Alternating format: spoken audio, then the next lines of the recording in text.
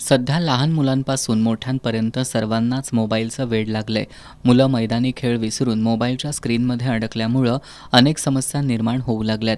या पार्श्वभूमीवर कोल्हापुरातील पद्मराजे महिला संघटनेच्या वतीनं पारंपरिक मैदानी खेळांचं आयोजन करण्यात आलं होतं.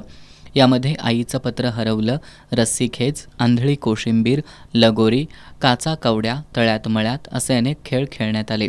या पारंपरिक खेळांचा लहान मुलींसह वृद्ध महिलांनी आनंद घेतला.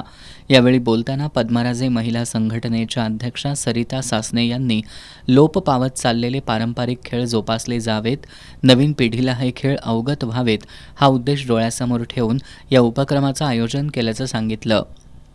तर याचा उद्देश एवढाच असतो की पूर्वीचे जे खेळ आहेत, काचा कवड्या, लगोरी, बिट्या, रस्सीखेच, तळ्यात मळ्यात, आईचे पत्र हरवलं, बिट्यानी, लगोरी, हे जे जुने पारंपरिक खेळ आहेत ते आता लोप पावत चाललेले आहेत. आताच्या मुलींना, महिलांना ते खेळ माहिती नाहीत. ते खेळ पुन्हा त्यांना माहिती व्हावे व हे पारंपरिक खेळ जे आहेत ते सर्वांना अवगत व्हावेत आणि इथून पुढच्या पिढीला सगळ्यांना माहीत व्हावेत.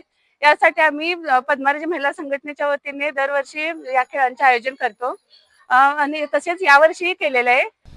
या खेळांमध्ये सहभागी होत 10 वर्षाच्या चिमुकलीपासून 80 वर्षाच्या आजीपर्यंत सर्वांनीच मनमुराद आनंद लुटला. या उपक्रमात संघटनेच्या पदाधिकारी, सदस्या यांच्यासह परिसरातील महिला सहभागी झाल्या होत्या.